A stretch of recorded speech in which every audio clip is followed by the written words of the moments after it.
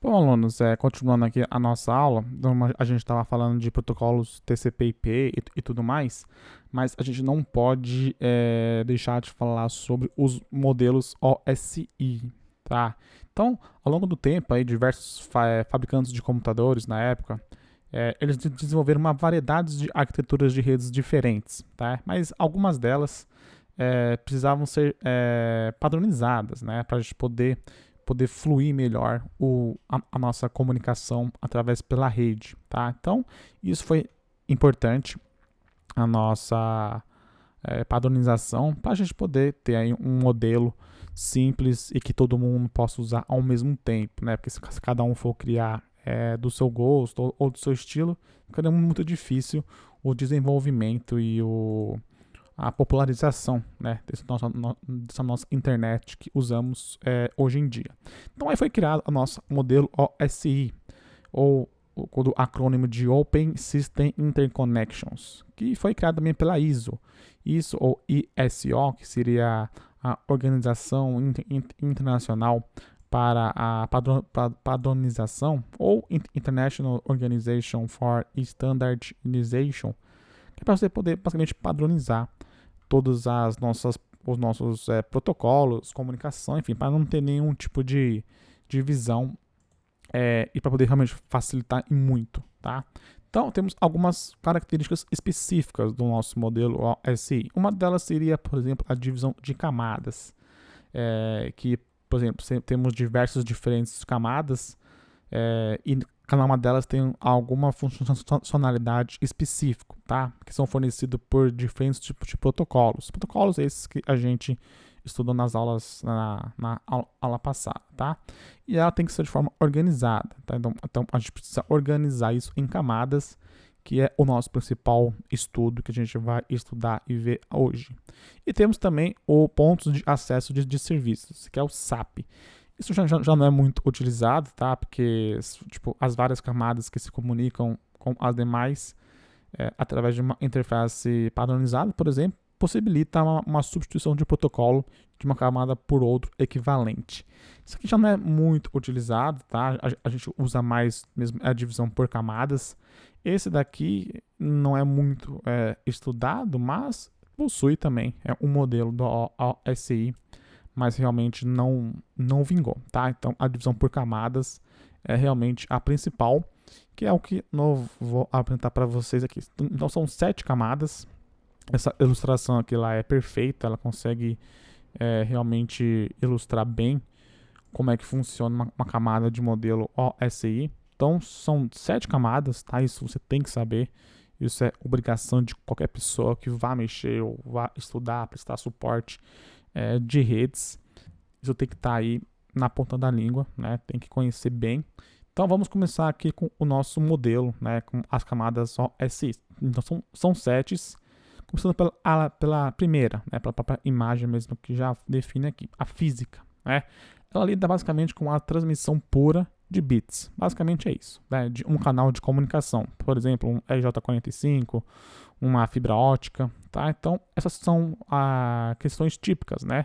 Com relação do que ela funciona. Então, ela foi projetada para garantir que quando um lado transmite o bit 1, esse seja recebido como bit 1. Né? Então, ele trabalha com bits. Basicamente é isso que ele funciona, tá? Então, ele basicamente lida com interfaces mecânicas, elétricas, procedimentais, com o meio físico de transmissão, tá? Ele pode ser, essa camada física, ela pode ser considerada como uma responsabilidade, basicamente, de engenharia elétrica, né? Porque ele lida muito com isso, né? Então, é a parte física dos próprios cabos, tá? Então, tá aqui, sinal e transmissão binária, é basicamente isso. Aí temos aqui a nossa segunda camada, que é por enlace, ou ligação de dados, links, que também você pode traduzir, que tem como tarefa principal pegar a facilidade de transmissão de dados brutos e transformá-los em uma linha que pareça mais ou menos uma camada de rede que possa ser livre de erros de transmissão. Então, esse é um tipo de camada que resolve os problemas causados por quadros danificados ou perdidos ou até mesmo duplicados. Então, esse tipo de camada ele aceita é basicamente uma sequência de bits sem se importar com o significado. Isso seria a camada física, né?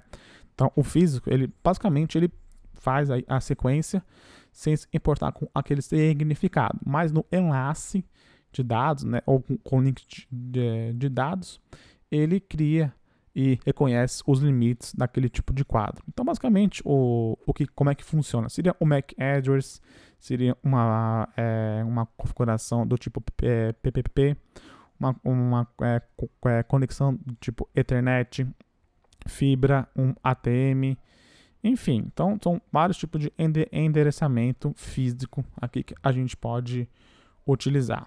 Aí temos aqui a nossa terceira camada, que seria a nossa camada de rede, tá? Então ela é uma rede, por exemplo, que se preocupa com o controle da operação da sub-rede.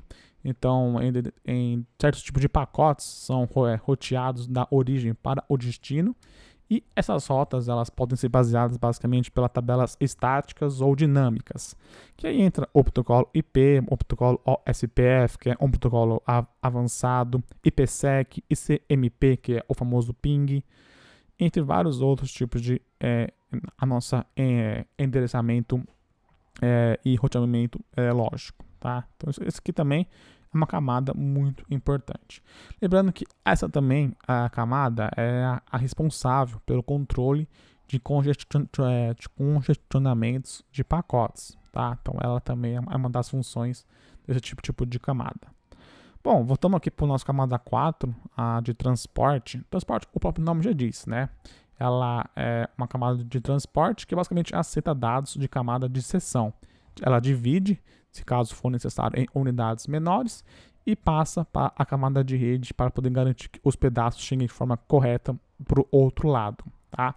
Em condições normais, a camada de transporte ela cria uma conexão de rede de forma distinta para cada conexão de transporte exigida pela camada de seção. Tá? Então, basicamente, a camada de transporte é uma verdadeira chamada de fim a fim ou ponto a ponto. Ela é a responsável pelo estabelecimento, manutenção e o encerramento das conexões, tá? Então, de ponta a ponta ou fim a fim, enfim. Então, temos eles o próprio TCP, o DP, o SSL, o TLS, são alguns tipos que usam, né, esse tipo de camada, a camada de transporte, tudo bem? Aí temos aqui a nossa quinta camada, que seria a de seção. É uma camada também muito importante, que basicamente ele possibilita os usuários de máquinas diferentes estabelecerem sessões, né, estabelecerem comunicações entre si. Então, uma seção de transporte ela pode ser usada, por exemplo, para permitir ao usuário entrar, né, de forma remotamente, logar-se, né, de forma remotamente, ou até mesmo para transferir um arquivo entre duas máquinas diferentes, tudo bem?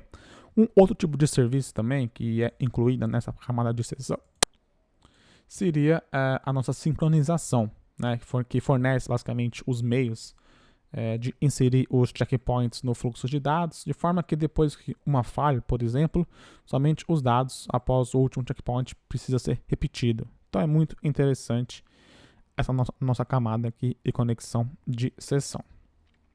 Aí a sexta aqui, e quase a última, né? A nossa camada seria de apresentação. Essa nossa camada, ao contrário de todas as outras que a gente já estudou, que basicamente trocava bits de forma confiável, essa camada ela se relaciona pela sintaxe e a semântica da informação que é transmitida. Então, basicamente, ela também pode realizar, por exemplo, a compressão de dados para reduzir o tráfego, ou até mesmo usar a criptografia para garantir a privacidade, por exemplo, um arquivo em MP3, um arquivo em HTML. Então, isso aqui é tudo usa na camada 6 de apresentação. Como é que ela se apresenta para a pessoa, uma imagem, uma JPEG.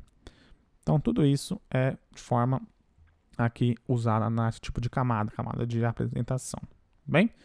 E a sétima e última camada é a de aplicação. Então, dentro do nosso processo de comunicação, faz uma interface de aplicação, ou seja, ela é baseada em solicitações de uma aplicação de rede,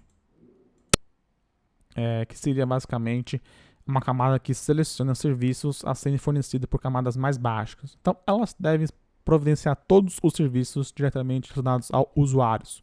Como, por exemplo, como você pode ver aqui, ela identifica a intenção das partes envolvidas e a sua disponibilização e autenticidade. Ela também pode estabelecer de autoridade para fazer esse tipo de comunicação. Um acordo, por exemplo, de mecanismo de privacidade. Você pode determinar como que você vai alocar os custos, como você vai determinar os recursos necessários para prover uma qualidade de serviço aceitável, uma transferência de informação, seleção de disciplina de diálogo, entre vários outros, né? Como, por exemplo, resumindo, um servidor de DNS, um servidor de e-mail, um servidor de telnet, um servidor de FTP. Então, tudo isso é para a aplicação. Então, é para prover rede para as nossas aplicações, tá? Aí está aqui, por exemplo, um site do Google, um servidor de e-mail, né, POP, SMTP, são servidores, o nosso peer-to-peer, são os nossos torrents, tá? Então tá tudo aqui na nossa camada 7. Então é aqui que funciona a nossa configuração, tudo bem? Então, gente, aqui apresentamos as 7 camadas de TCP do modelo OSI, que usam, né, basicamente todos eles usam aí o protocolo TCP/IP, tá? Basicamente é isso nessa nossa aula. Então, todos eles são vários tipos de protocolos, são vários tipos de parâmetros que a gente estudou.